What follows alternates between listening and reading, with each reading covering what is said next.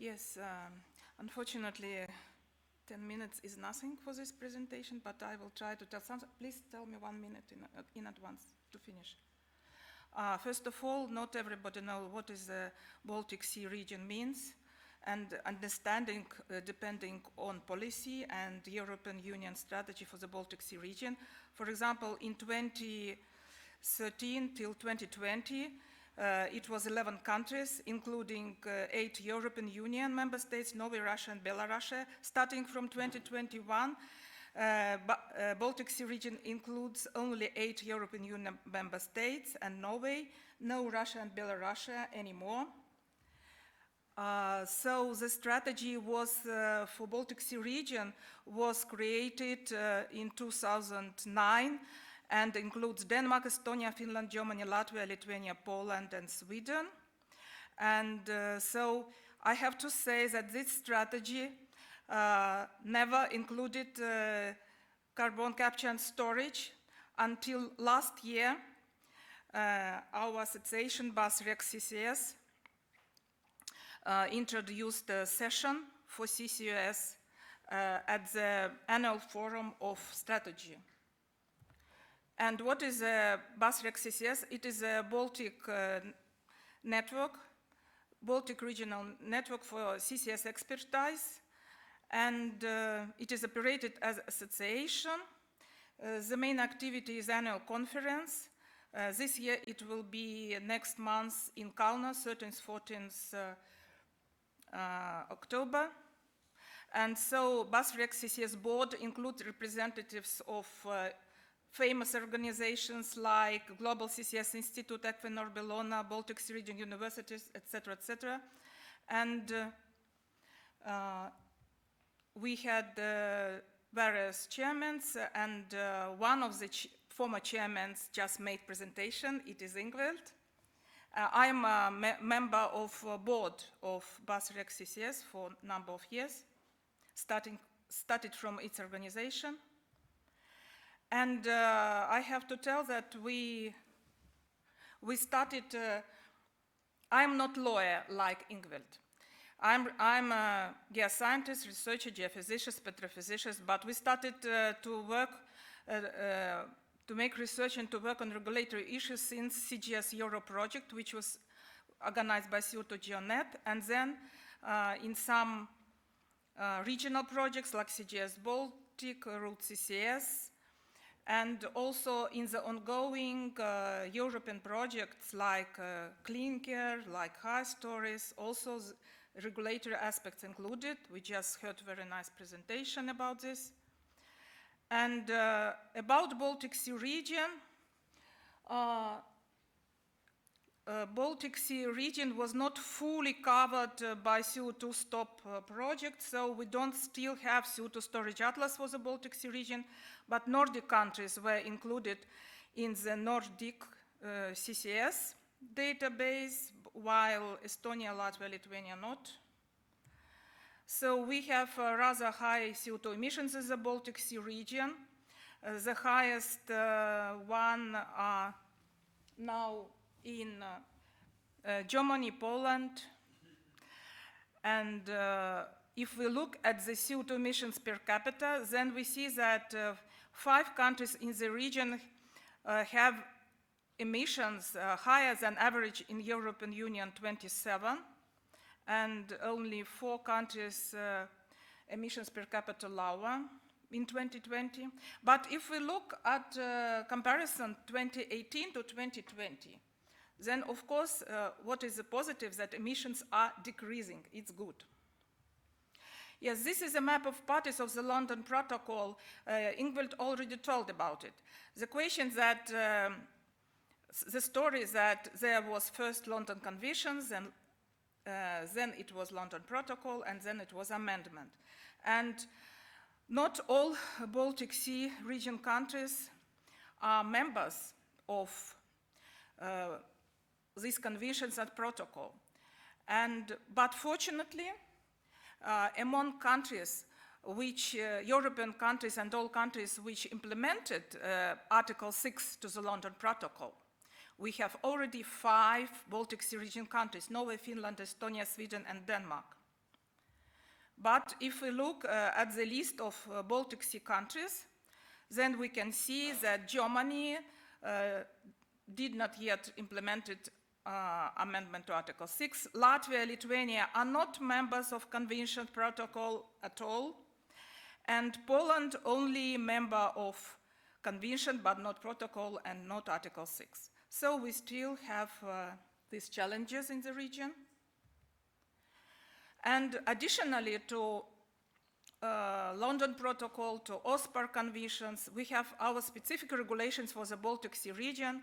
It's HELCOM, Helsinki Convention of 1992, and it is ratified by European Economic Community, and all countries joined this convention. Also, Ingvild already told about UCCS directive, and there are specific articles about storage, transport network and storage site and transborder issues covered by Article 21, 24. And there is good news which we had from European Commission representative, and their presentations which we had one day ago, first day, that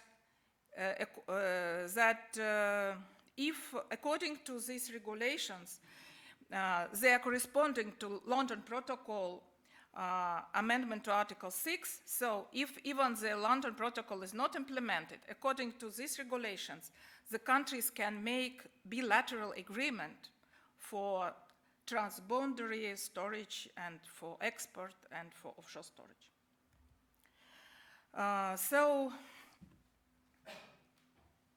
This is a slide about 3 Baltic states, Estonia, Latvia, Lithuania. We had a very long situation that in the all Baltic Sea region, we had only one country which fully implemented and fully permitted industrial CO2 storage. It was Lithuania. Unfortunately, they got a new government which in October 2019 decided to ban any CO2 storage, including for research and any CO2 injection. And starting from 1st July 2020, CO2 storage and injection is not permitted in Lithuania. It's very pity because Lithuania made some experiments with CO2 for cancer recovery. One oil company made this, and experiments were very successful, and they had plans and projects to implement CO2 recovery plus CO2 storage additionally to CO2 use, but now they can do nothing. And in Latvia and Estonia, unfortunately, now industrial CO2 storage is prohibited, but there are some prospects to change this in Latvia. So the most significant positive changes in the Baltic Sea region during 21-22, that we got 2 new countries which signed London Protocol, Article 6 to London Protocol, Sweden ratified in 2021 and Denmark in 2022. And as I told, 5 countries from 8 countries ratified are from the Baltic Sea region. It's very good. I wanted to tell you some words that there is one regulation which was never targeted in the open forum. It is national carbon tax. And this is very interesting and mechanism when national carbon tax implemented, that it pushed somehow governments to do something. And Norwegian colleagues, of course, knows how the Sleipnir started, because they had very high national CO2 tax, and it was cheaper to make storage of CO2 than to pay. And if we look now at this figure from all countries, so we have now the highest national carbon tax in Sweden, and we know that Sweden has a lot of interesting activities. Maybe this is one of the factors pushing also. So if we look, yes, sorry. And if we look at the national carbon tax in the Baltic Sea region, so we have countries with very high carbon tax like Finland, I told Sweden, Finland, and Denmark is planning to increase national carbon tax. It is available already high, but it will be higher, and Germany also planning to introduce national carbon tax 25 euro per ton CO2 first, and later on 65 euro per ton. So the people from Germany, Connie, all told me that she's very much not satisfied with German policies. So this national carbon tax can push something in Germany also. So, and if we know already a very high emission trading system price, it is already 96 euro per ton. It means that European carbon tax is already enough to start CCS projects in Europe and of course in the Baltic Sea region countries. So unfortunately in national CCS laws in Baltic Sea region now is not positive, I would say.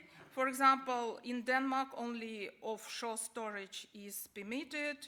There is some countries with fully forbidden CO2 storage, but permitted for research purposes like Estonia, Finland, Latvia. And in Sweden and Norway, offshore storage permitted. In Latvia and Lithuania, it is now forbidden, but Latvia is planning to change. Okay. So I only will tell you that we have now prospects for CO2 storage and change regulation in Latvia, in Poland. They have regulatory developments and plans for changes. In Denmark, we heard excellent presentation yesterday. You already heard. Gaps was told by Ingvild. And so conclusions. There are both new positive regulatory developments and new challenges in the Baltic Sea region. Most countries need to update or change their regulations, international and national, and to speed up CCS project developments. In 2023, European Commission requires to report again implementation of EU CCS directive. So the time is very limited for these updates and changes. Also, there are great prospects for transboundary storage of CO2 for countries with absent CO2 storage capacity, or where CO2 storage sites are not yet ready, or needed CCS regulation are not ready, or CO2 storage banned. And of course, these countries now are thinking about transboundary storage. The first ready storage sites and hubs will have priority to store first captured industrial CO2 in the Baltic Sea region and in Europe, of course. But the market of CO2 storage sites is not yet available in the Baltic Sea region. Thank you for attention. And there are acknowledgements for a number of projects, including high stories, clean care, Baltic projects, owing to which I'm here now, owing to high stories mainly. That's all.